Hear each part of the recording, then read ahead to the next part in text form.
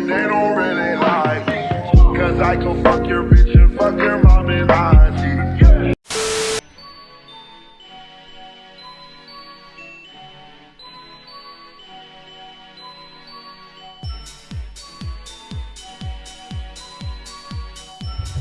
Probably end it to this.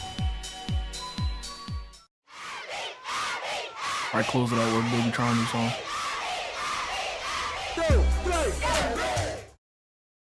Mindless Behavior was an American boy group made up of the four members Prodigy, Princeton, Bro, I remember Mindless Ray Ray, Behavior. and Rock Royal.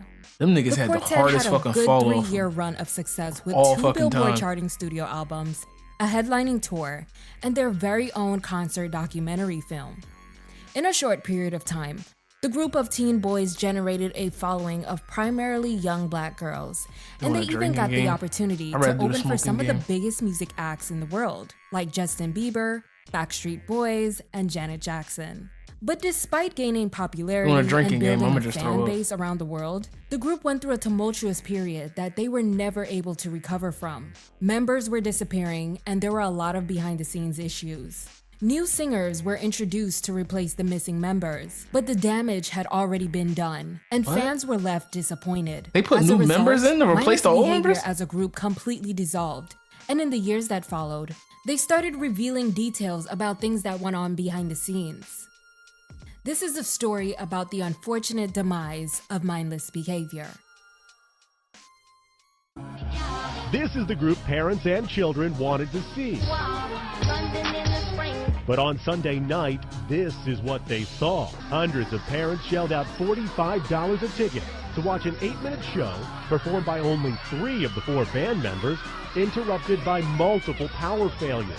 It was falling apart for a while. It looked so cute on the outside, but on the inside, bro, there was like members not getting along, So it was a bunch of made-up stories that came out to you guys, and it made me look like the bad guy, pretty much. Like, you know, like I said, I was being mistreated in the group.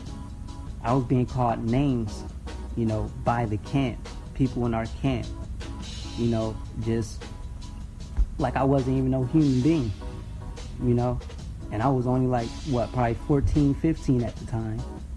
I wasn't enjoying my career. I was depressed. But before we get into the drama, I want to tell you guys about today's sponsor, Babbel. They are one of the top language learning platforms in the entire world, and their lessons are designed by real language teachers. Babbel's short 10-minute interactive lessons. Get your shit off. Merci beaucoup to Babbel for sponsoring today's video. Now, let's get into the drama. Boy groups started dying in the mid-2000s, so talent managers were hoping to keep the craze going and cash in on their success. In 2008, Conjunction Entertainment's CEO, Walter Millsap III, his longtime friend and partner Keisha Gamble, talent manager and label executive Vincent Herbert, and You Got Served and Step Up choreographer David Scott all collaborated to organize a talent search in Los Angeles to put together America's next big teen R&B boy group. Walter is a music producer and songwriter whose credits range from Brandy's Aphrodisiac to Alicia Keys' Diary album and Beyonce's B-Day. Him and Vince were also managing and working closely with rising star Lady Gaga at the time. Over 600 applicants auditioned, and the kids had to be able to do choreography. They handpicked the 3 members, Jacob Perez, who they nicknamed Princeton, Crisanto August, nicknamed Rock Royal, and Rayon Lopez, who later became known as Ray Ray. Princeton already had experience in show business as a child model and trained dancer, appearing in television commercials since the age of 4 for Skechers, McDonald's, and Nike, as well as 2 music videos for Gym Class Heroes. He had already worked with choreographer Dave Scott at Debbie Allen's Dance Academy and was asked to audition. Ray was a dancer, a part of Tommy the Clown's crew. And as for Rock, he played football, and it was revealed that he wasn't a good dancer and struggled with the choreography during the audition process. But he was still chosen for the group, as the main goal was to find a group of local boys who had a unique look to them to form a group. What stood out to me in their 2013 documentary is the fact that there was no mention of their singing abilities by the managers. But we're gonna dive more into that later on in this video. Months later, Craig Crippen, who became known as Prodigy, comes into the picture. He was discovered on YouTube by choreographer Dave Scott. Prodigy was a self-taught dancer from Philly who took interest to dance after watching You Got Served starring B2K, and ironically, choreographed by Dave himself. Prodigy's family often videotaped him showing off his dance skills along with his singing. Just don't get it. Did you deserve being heard? Walter heard him sing and decided to add him to the group, despite living way across the country. They relocated Prodigy to Southern California without his parents to live with the team and be close to his group mates. Vince, Walter, and Keisha would put the boys through artist development, and the quartet became known as Mindless Behavior. The group was taken under the management of Kenneth Creer, who previously managed music acts like Janet Jackson, Mary Mary, Drew Hill, Nick Carter, and Cisco. They moved into manager Keisha Gamble's home, where they shared the same room to start the artist development process that included exercise, dance lessons, and 8 hours of rehearsal daily. They were homeschooled by the team and was rarely with their families. Each member was given their own signature look and engineered personas. Ray Ray wore pigtails and a pair of goggles on his head. Princeton wore sunglasses with a curly fro. Rock Royal wore a low ponytail and a Civil War style hat. And Prodigy, who became the principal singer, had a more simple look. He sometimes wore a mohawk and a blonde stripe in his hair. Songwriter Kenneth Nelson started to develop their sound, and now it was time for Mindless Behavior to showcase their talent to the world. Hey, what's up, everybody? We are Mindless Behavior. Hey, what's up, y'all? Right now it's a photo shoot. We just warming up with pictures. We got 4 different looks. These are our first outfits. So we just having fun and you can just check us out. I'm hanging out today. All right, peace. I said, my girl, she loves me. In 2010, Mindless Behavior began That is the recording only fucking music, song I remember and in from them. spring that year, they started performing at local showcases and participated in a Los Angeles high school tour that helped them build a small fan base around the city. The quartet even made cameo appearances as dancers in singer Mashawn's video that summer.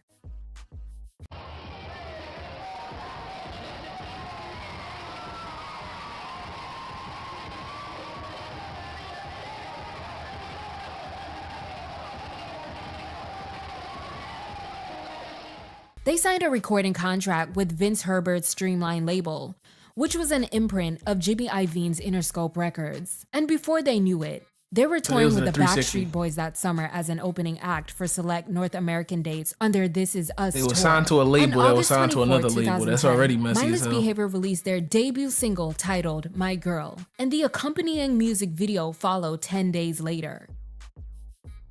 When you say yes, then I say ditto, and you can hit me back with, hey, my girl, she loves me.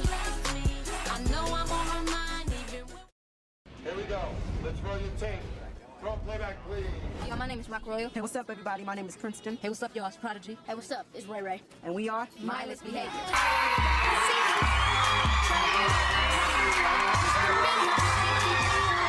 Give it up for Mindless Behavior. They was doing a lot of small shit. And I love that you have your own distinctive style. And I want you to know that our 11-year-old little Kev is one of those 8 million people hitting you up and checking you out on YouTube. They were nominated for the BET Viewer's Choice Award that year for My Girl, and a major moment happened in their career when they became the sole opener for Janet Jackson's #1's tour. By the summer, they had gotten their first Billboard charting single with their second single, Mrs. Right, featuring Diggy Simmons. Gotta see her, travel all across the world just to meet her. Keep me on it. Long hair don't care long as your heart's in it. Forgot about that song too. I only heard The this song music like video 3 was or fucking directed 4 by times. Brett Ratner and features guest appearances by LL Cool J, who played the teacher, and Mike Epps as the school janitor. Mrs. Right I more peaked so at remember the number music 8 video on the more than US Hot anything. R&B hip hop songs chart, and number 72 overall in the US. Mindless Behavior embarked on BET's Closer to My Dreams 18-city tour with Tyga, Diggy Simmons, Lil Twist, Jawan Harris, and Trevante. Their debut album, Number One Girl, was finally released in the United States in September 2011, debuting at number 7 on the Billboard 200 with over 36,000 copies sold in its first week. Fell off too. They also released 4 different CD covers featuring each of the boys. Prodigy sang most of the vocals, while the other members rapped and provided backing vocals for the album. However, there is a heavy presence of auto-tune on every track.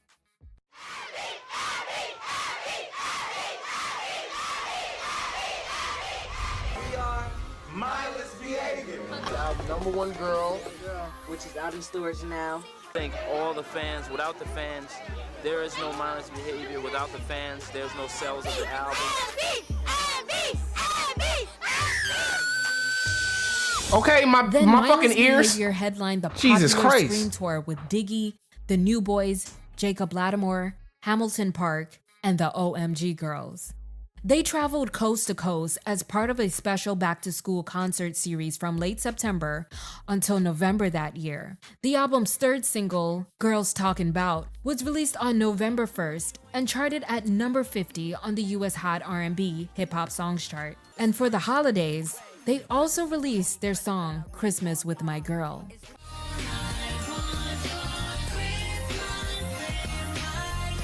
Mindless Behavior's success carried on for another year, and the album's fourth and final single, Hello, was released on March 8, 2012. But the boys would land themselves in a little bit of controversy. They won the Coca-Cola Viewer's Choice Award at the 2012 BET Awards that summer, beating out Beyonce, Drake, Jay-Z, Kanye West, and Miguel. As they were co-presenting the award for Best R&B Artist with Mike Epps, Mike jokingly tried to sing, and Ray responded with a joke about Lauryn Hill's tax situation, for which she went to prison for. One of y'all's a Mr. Dalvin in the group. You? Oh, yeah. Come on, which one's Mr. Dalvin? All right, look. You sing bad, like Lauryn Hill tax account bad. They announced Beyonce as the winner, and during her speech, she thanked Lauryn Hill and her other influences. But an eyewitness says that B was visibly upset with the comment when she exited the stage, calling the diss disrespectful and not cool.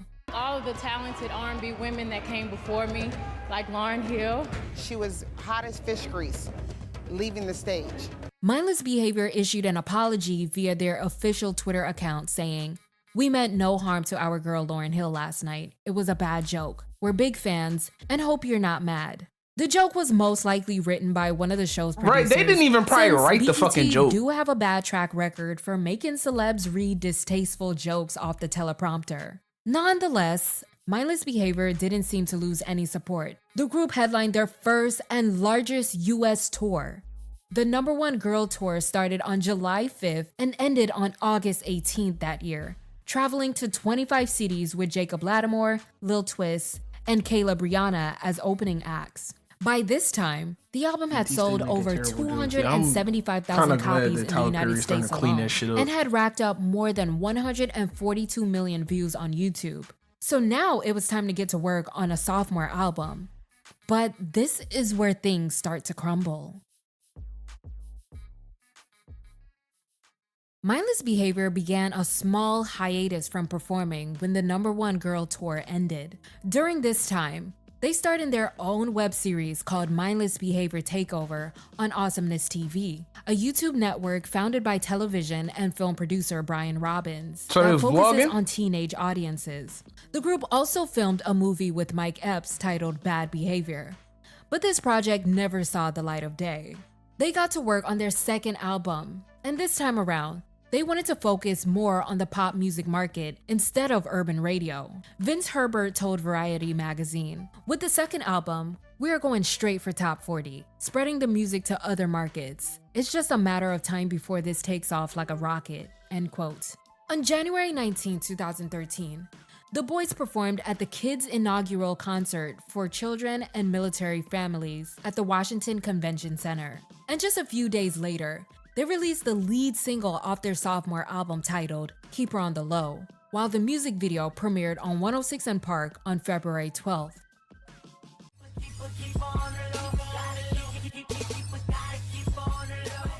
But the lead single turned out to be a major disappointment commercially, as it failed to debut on any US chart. And the performance of the other two singles, All Around the World and Used to Be, were pretty much the same.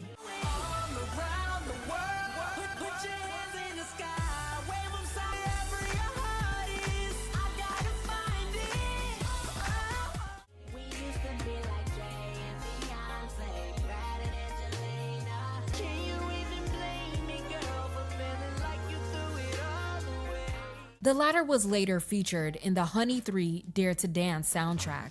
But Mindless Behavior still pushed through and released their long-awaited sophomore album All Around the World on March 12th that year. Just like their first album, they released different CD covers featuring each member in addition to the official cover. The album features guest appearances by Soulja Boy, Jacob Lattimore, that looked like a rush job in Photoshop. And a documentary concert film that chronicled the group's quick rise to fame and their #1 girl tour was released in theaters to accompany the album's release. It was shown at 117 AMC theaters nationwide, making on average $4,500 per screen. And the group went on a 12-city marketing tour for both the album and film.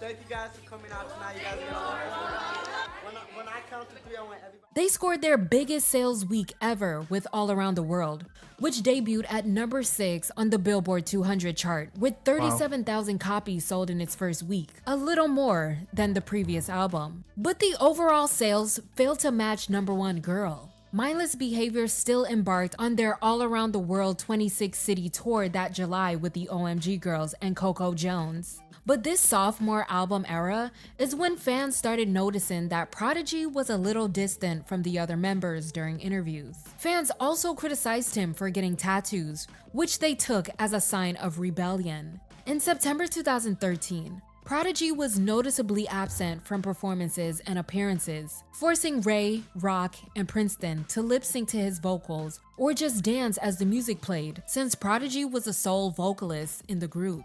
In prior performances, Prodigy's mic was usually the only one that was on. Fans who came out to their shows were left disappointed with his unexplained absence.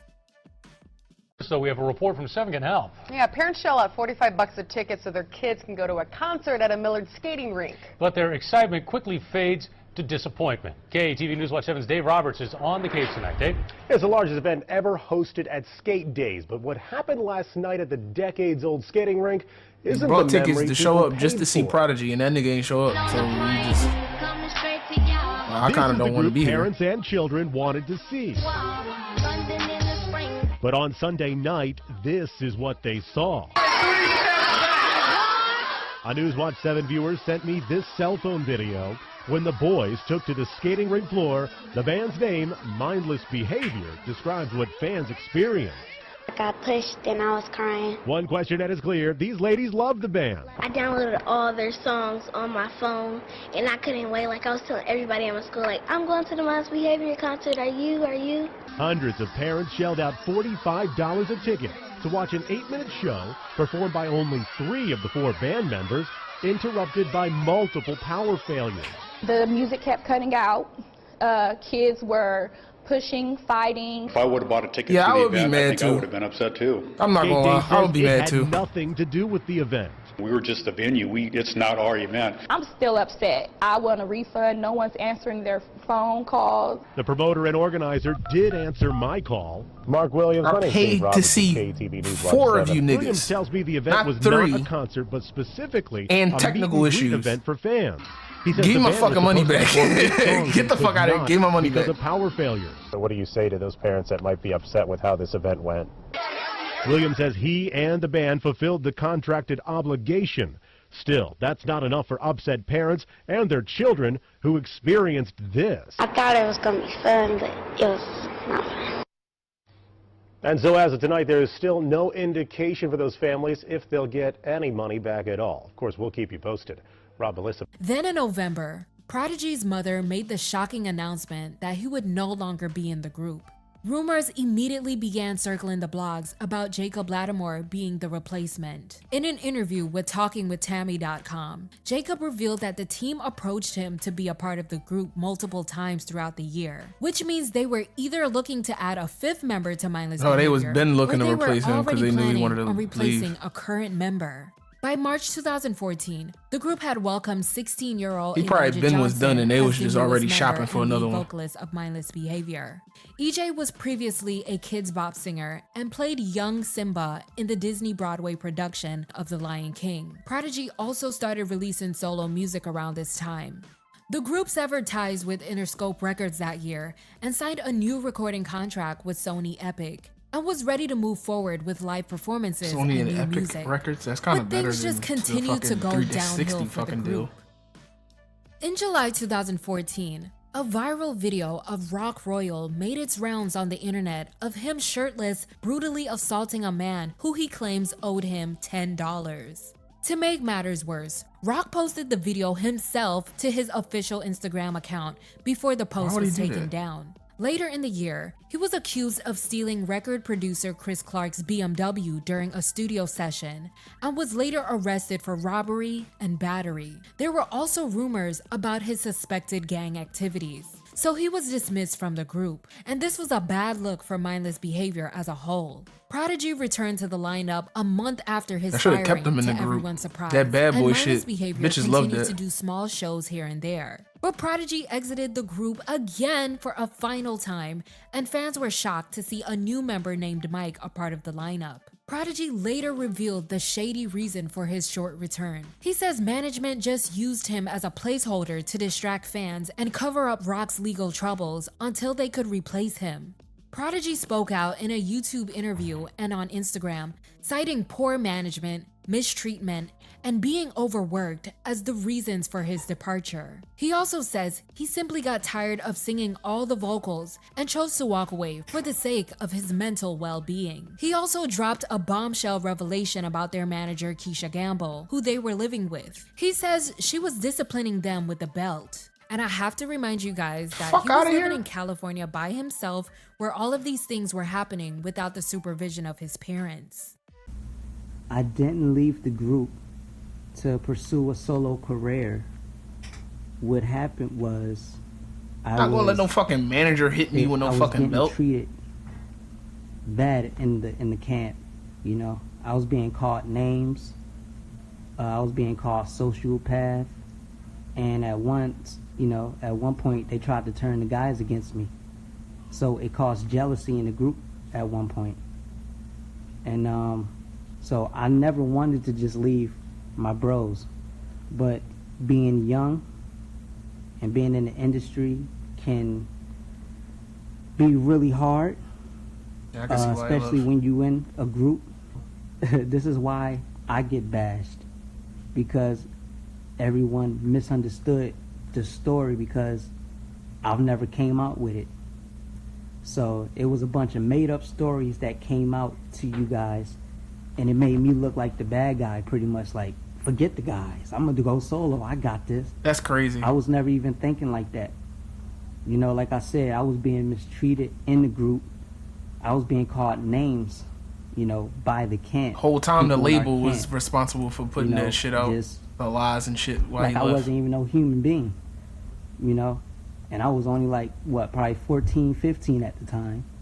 And like I said, at one point they turned the guys against me, and you know, I just couldn't take it no more. I started getting depressed, and then y'all wonder why I never really talked in interviews. I wasn't enjoying my career. I was depressed, and you know, to the whole world it looked like Prod just said forget us, when it was never that at all. And I had to push through that, but I did it because of you guys. I continued to work hard. I'm the only one in the group that was from the East Coast. My whole family is on the East Coast, and I had to fly all the way to the West Coast to do this group. And I stayed with people I didn't even know. I was just trying to learn and know these people at the time. I didn't know nobody. I didn't know none of the managers. They just brought me to the team. And the reason why I actually left is because, you know, when the documentary came out, you know, the way that whoever edited the documentary, which I think it was Awesomeness TV, they edited it to where my dad got most of the credit, you know. So it was a little jealousy right there with my mom and with my dad, you know. My mom was a little jealous of my dad getting a little more of the credit, you know. But I love my mom and everything, and at the time I was really depressed. I was really depressed and just wanted to just give everything up. I just said, forget all of it. Like, I'd rather live a regular life than to be treated wrong in this camp. What happened was I was just venting to my mom that night, and since she was a little, you know, jealous of the fact that my dad looked like he had more of the credit on the documentary, you know, it was easier for her to persuade me to leave the group. From there, I was still stuck in the contract with the group, so it was hard to move on. That's why some of the fans, like, you know, have something against me. I think, because when y'all see me, y'all automatically think, like, my childhood, he ruined it. So now, it makes it look like, man, forget Pride, forget this, forget that, because it looked like that to the fans. It looked like I just left crazy. you guys. It looked like I left the Mindless family. So y'all can know, I'm not like that. Like, we got taken advantage of, and yeah, man, yeah. Look at New Edition's story. Like, it's always hard doing a group. It's always hard doing a group. I just felt like I just wanted to just give up, because I felt like you guys hated me. Like, I just wanted to just stop everything. Like, I would never be able to just please you guys no more, because everybody thinks Pride did this. Pride left the group. He said, forget the guys. He don't like his brothers. He don't like us. I'm just speaking as a human being right now. Mindless behavior was bound to end at one point, though. Because I felt like Team Mindless needs to know that Prodigy did not leave to pursue a solo career and swear he was just going to blow up and be better than Mindless behavior. Because around the time boy bands was like not really a thing no more, and the sound of music was changing. Because they had me working my tail off in the studio. I was singing all the lyrics. Going from CDs to streaming and shit. Like, that's not me. That's not my. That shit wouldn't have lasted. So I was like, let me fall back. Let me let my bros talk. You know, like, because I was feeling like I'm, you know, I already get enough of attention. You know, just being in front and all of that. Because me having a big heart, I'm like, no, I feel bad. Let me let my bros talk. Terrible. So I got a big heart. Yeah, the managers really fucked And them if I didn't lead a group when I did, you know, I would have lost it. I would have just lost myself. I was losing myself. Like, I didn't even know who I was at one point. And just a couple days ago, I just broke down crying. Like, just, y'all don't understand the pressure. Like, it's really hard being judged by thousands of people who don't really understand the whole situation. So this is stuff that I got to deal with. But Pride is strong. I do it for y'all. I know God got me. My family got me. Close friends. But it's like, once you get rid of the one actual fucking singer in the group, that's it. I thank you guys for y'all support. It was definitely just, it wasn't good business being handled. And, you know, as you get older, you start realizing, like, hold up. It kind of felt like you're just being used in a way. It's like, man, I'm working my butt off, but I feel used. Yeah. Like, okay, of course I was being mistreated. You know, I was a minor. Yeah.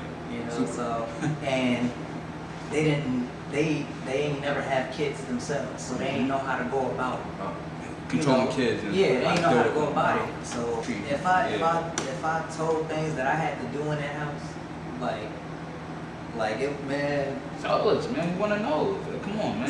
So I was the one that liked sweets in the bit, right? I like candy. I like donuts and stuff. What kid don't? Yeah. So it was one time, I'm not gonna say her name, but she made me. She had a big old plate, peanut butter and jelly sandwiches with a whole bunch of candy around it, and expected me to eat the whole thing. fuck? At a young age. Why? Wait, hold up. But was dead serious. You had to eat it? I mean, I wasn't going to. But why she told you to eat that though? That was her way of feeling like, this is how I'm disciplined.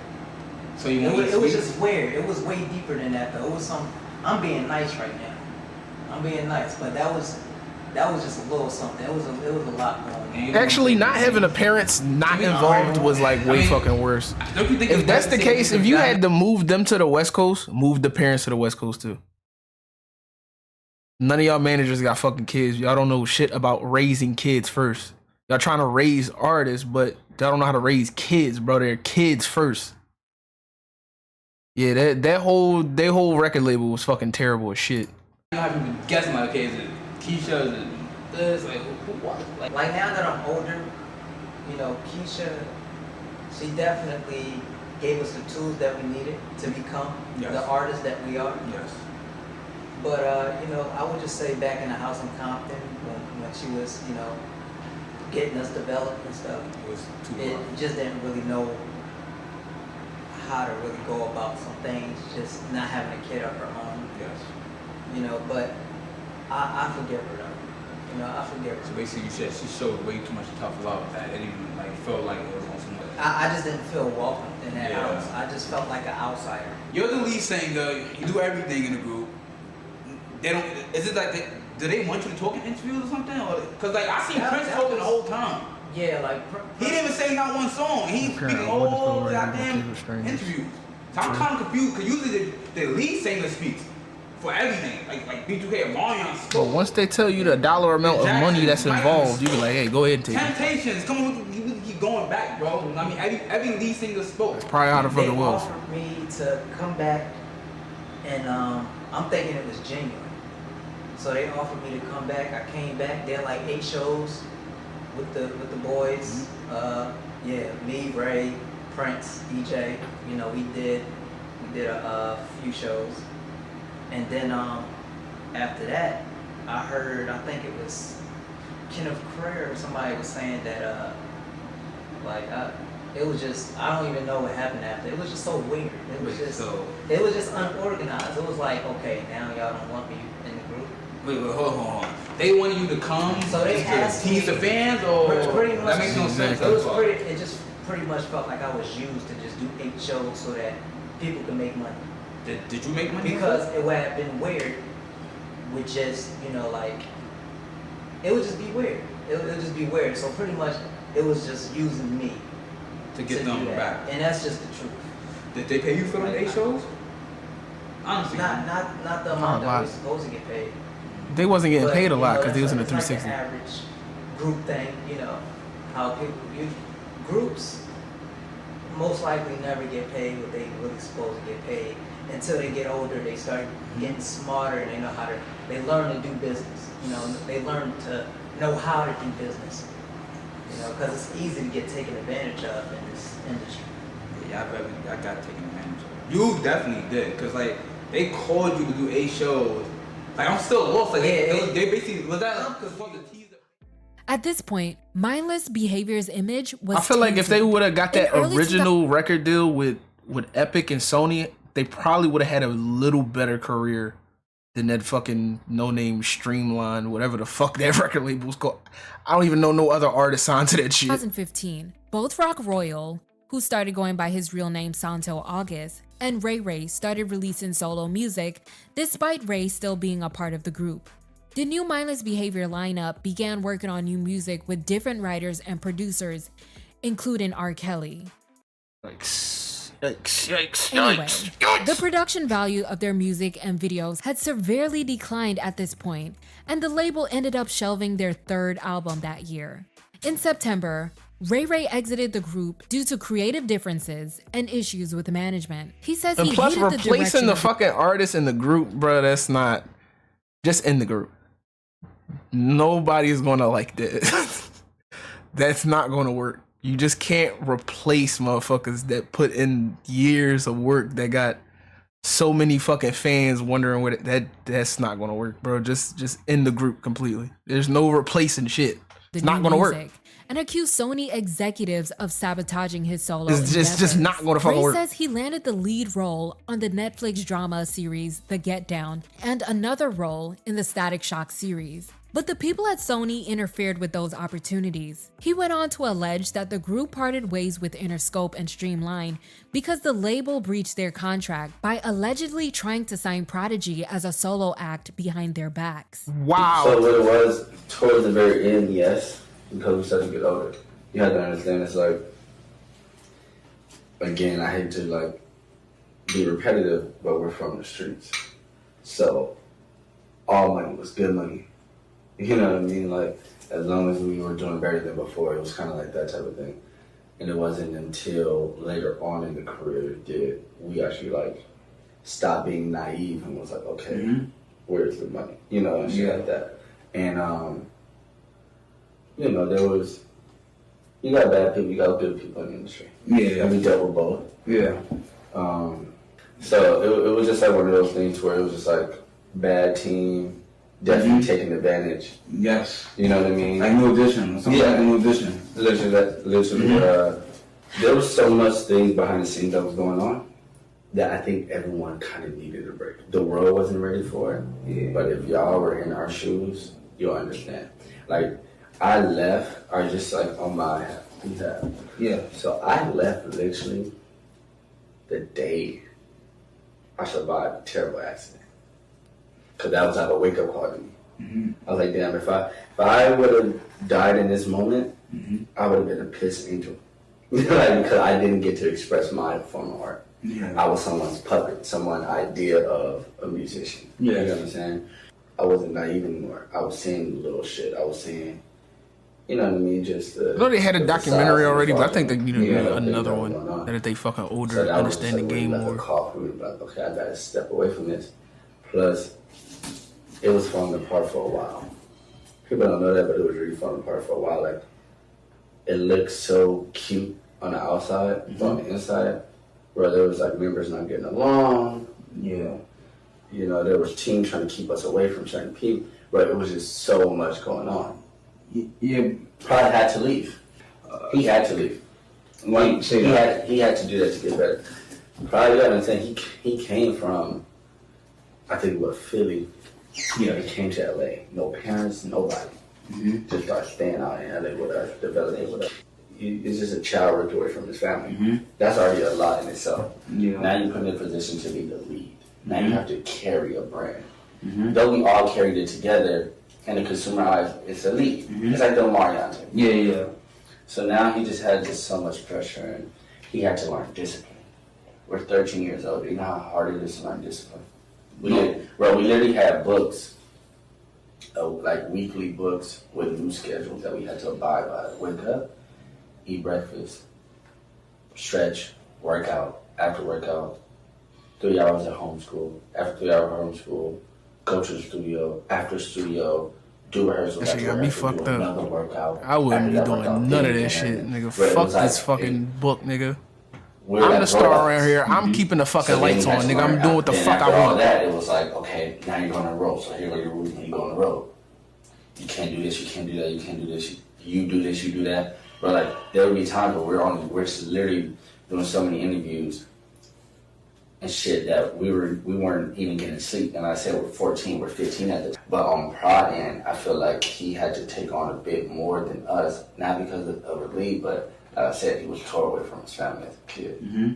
You get what I'm saying? Yeah. He actually missed, though we all missed our family and shit like that, he missed his a bit more than everybody else. Yeah. And I'm not really gonna speak on his behalf, but there was just. I really feel like they should have moved his family out there with him. You know what I mean? And shit like that. That was just crazy to take a 13-year-old boy out of Philly to LA with no family at all. Being the lead singer, it wasn't the biggest in the group. You feel like he was like at least had his mom there or something. God damn, nigga. Just attracted to their favorites. Everybody had their own style. Yeah. You know what I mean? The two braids, the collar, you got the mohawk. Yeah. So like I said, though he was the lead, he wasn't the biggest because everybody had their own thing. We're staying at R. Kelly's house. Right. And he wanted to do a few tracks for us. And I was so not feeling it. At this point, I'm so out of touch with the group. And bro, we're in the studio, and our kids like, y'all gotta hear these songs, man. Blah, blah, blah, blah. And I'm sitting in the studio, I'm not feeling nothing. You talking about the R. Kelly shit? Yeah. Ray, you gotta get in the studio to do this. And I'm like, no, I won't. This is me meeting Mike. And already, they're talented. Yeah. Do not get me wrong. But they will never be mindless behavior. I don't care what differences me and other members got between Jacob and I, or Prince and I, because we haven't talked in years. We don't talk. Pride and I, we stay connected. That's it. Rock and I don't care who got whatever going on. That's mindless behavior. Yeah, mindless behavior. That's what everyone says. Period. Yeah, you can't replace y'all. It's like, Exactly. we watch how I grew up. Like, Exactly. we all grew up together. Like, you just can't just replace them, bro. You might as well just end the group. No, but that's like, y'all just can't, it just can't happen. Yeah. No, yeah. They begged me to record this one verse. I feel like it's gonna cost you way more money trying to push a dead fucking group that nobody want to see than just ending it. And I'm listening to the music and I'm just like, bro, this isn't me. This isn't me, bro. Like, we're talking about like getting a hickey on our necks, and I'm just like, no, seriously, like, I'm 17 now. You know what I mean? I'm 17, 18 at this point. What the fuck are we singing about? Yeah. We were with Interscope. Okay. And then how we got out of that deal is when Pride left, some grimy shit happened. And so we were able to get out of that deal with no difference. Yeah, being them signed the 360 to Interscope was It's up to you. Like you said, you family, bro. Yeah, I think that really fucked it up from the beginning. They were trying to sign when they signed a deal. Our back or some shit like that. So that was a breach of contract. So we were able to leave. Right. Then we went over to Sony. And then there was a point where I was the only one not signed to Sony because I didn't like the people we signed to. They just messed up a lot of business for me. Like there was a show called The Get Down. It's on Netflix. Yeah. It was based out of New York. Yeah, I know. So I went to do the audition, my first time ever doing an acting audition, and I landed the lead role for that show. Wow. The person who was signed with under Sony. Oh shit. Just shut him down. No. Every email they sent, his response was no. And then he got blackballed. Oh shit, he got fucking blackballed. They would call me saying they didn't want to negotiate. Then the same thing happened. A week later, I went out for another role for Static Shock. Remember that cartoon? That shit was fire. So I went out for the role of Static Shock, got it. He did the same thing, and that's when I realized, like, okay, I gotta go. Because he was messing up so much money. Like, just for the Netflix role, I think it was 13 episodes.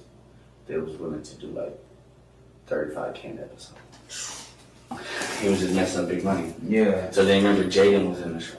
Yeah. So then they booked the lead role. This is before I got my contract. They ended up booking the lead role. They didn't have Jaden for that role yet. Well, I think they did have him in mind, but then they really wanted me. They was like, yo, we got this role for you. He's kind of androgynous, whatever. We'll pay you more. So they went up a whole extra 10K. He still said no. And I was just like, I can't do this. Yeah. So then we were all under Sony. And then I think eventually we were gone for so long. I think that deal just kind of went under the table. And then by the time the two new members came, we were kind of like independent. You know what I mean? Plus we pretty much had like the money to do it ourselves. You know what I mean? So it all kind of stemmed from like once Prodigy left. And then once that happened, it was almost like the contract. Plus I think literally the contract was over during that year anyway. Which is why he was free to just walk. Mindless Behavior continued as a trio, with Princeton being the only original member. In summer 2016, they released their third studio album titled Official MB Music. But there wasn't much buzz around the record, and fans had a hard time adjusting to the new members and numerous changes. Their music had taken on a more mature approach and had explicit content in the lyrics. The trio announced their No Parents Allowed headlining tour that was slated to start later in the year. But it was canceled a short time after the announcement with no explanation. That's what I was saying with them getting older, so the sound is going to due to low ticket sales. They even worked on an independent film called Misguided Behavior. But Mindless Behavior, as fans knew them, was done.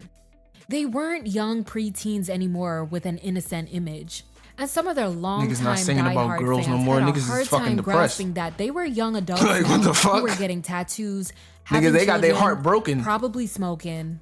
And now, one of the most popular members was facing prison time. So Mindless Behavior's spotlight continued to fade. Princeton started experiencing his own issues with management, and Mindless Behavior, the group, completely dissolved in 2017. Besides the revelations by Prodigy, not many details have ever been given about behind-the-scenes issues with management. But what is clear is that Mindless Behavior is just another victim of the ruthless, cutthroat entertainment industry. Their team went out looking for young boys that they could manufacture into tween stars and replicate the success of B2K. Then they turned around and disposed of the boys once they milked them as far as they possibly could.